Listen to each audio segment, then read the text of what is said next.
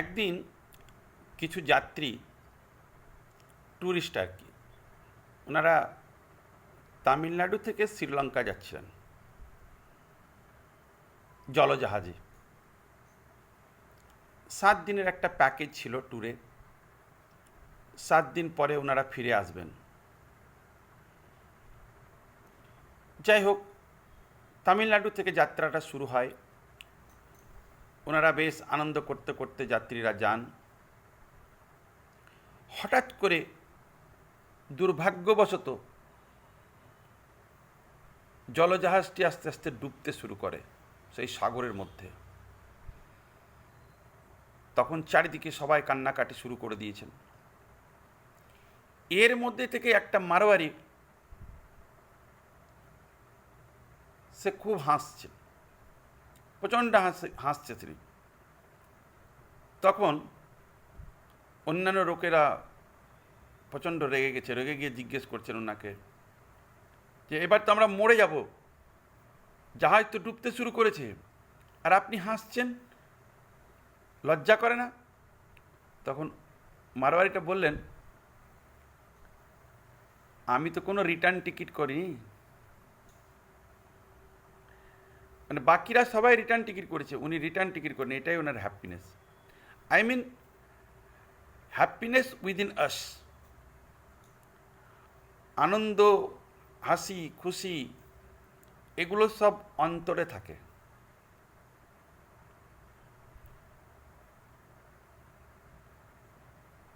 আমরা জন্মটাকে উৎসব বলে মনে করি, কিন্তু আপনাদেরকে এটাও জানা উচিত যে মৃত্যু হচ্ছে মহোৎসব।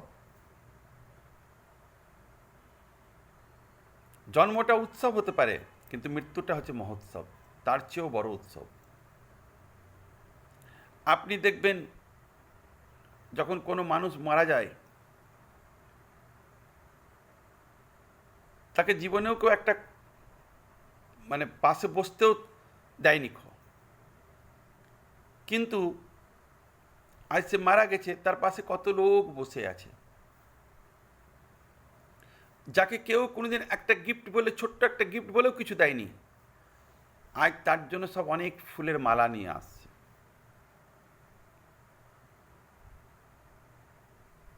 আজ যার সঙ্গে কেউ এক পা মানে পায়ে পা মিলিয়ে চলেনি আর কি, আজ তারা কাঁধে কাঁধ দিয়ে নিয়ে চলে যাচ্ছে।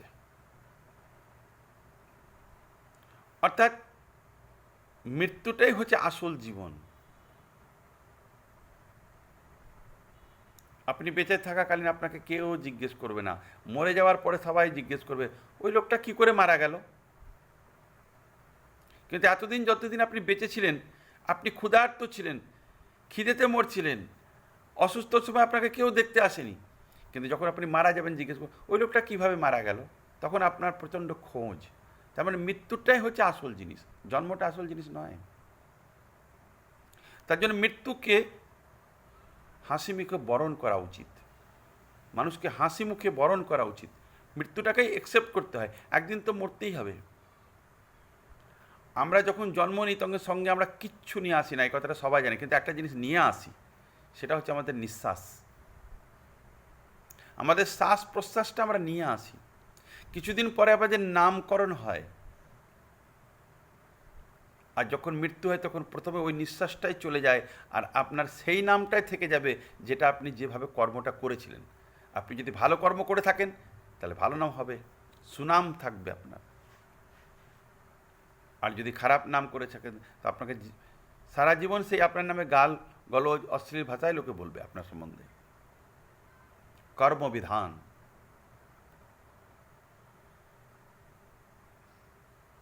তার জন্য মৃত্যুকে মানুষ সবসময় অ্যাকসেপ্ট করা উচিত, মানুষকে সবসময় মৃত্যুটাকেই অ্যাকসেপ্ট করা উচিত। গীতাতেও লেখা আছে নায়মাত্মা দুর্বলে না। যারা অনেক দুর্বল মানুষ, কমজোর মানুষ, তারা কোনোদিন আত্মার সম্বন্ধে বা আত্মার ডেফিনেশন জানতে পারে না। ঈশ্বর কি, দেবতা কি, দেবতার স্থান কোথায়, এসব জিনিস তারা বুঝতে পারে না। এসব জানার জন্য অদম্য সাহস দরকার, মানুষের মধ্যে প্রচণ্ড সাহসের দরকার।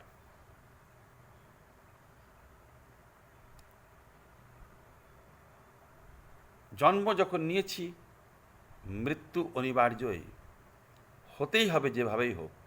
তো মৃত্যু থেকে এত ভয় কিসের? আমরা তো মেডিকেলের সেই ওষুধের বোতল, ওতে যেমন লেখা থাকে ম্যানুফ্যাকচারিং ডেট এত, এক্সপায়ারি ডেট এত, আমাদের এই কপালেও সেটা লেখা আছে। যেদিন জন্ম নিয়েছিলাম সেই ডেটটার, যেদিন জন্ম নিয়েছি সেই ডেটের সঙ্গেই এখানে যাবার দিনটারও মানে ঈশ্বর এখানে সিগনেচার করে দিয়েছে, যেতেই হবে একদিন। আয়ে হ্যাঁ তো যায়েঙ্গে রাজা রঙ্গ ফকির, এসেছি তখন যেতেই হবে, সে রাজাই হোক আর সে ফকিরই হোক। মৃত্যু অবশ্যম্ভাবী, মৃত্যু অনিবার্য, ডেথ ইজ সার্টেন। সেজন্য মৃত্যুকে এত ভয় করা কোনো প্রয়োজন নেই। এই মৃত্যুর সম্বন্ধে বেশি চিন্তা করা উচিত নয়, মৃত্যুটাকে সবসময় বরণ করা উচিত। ধন্যবাদ।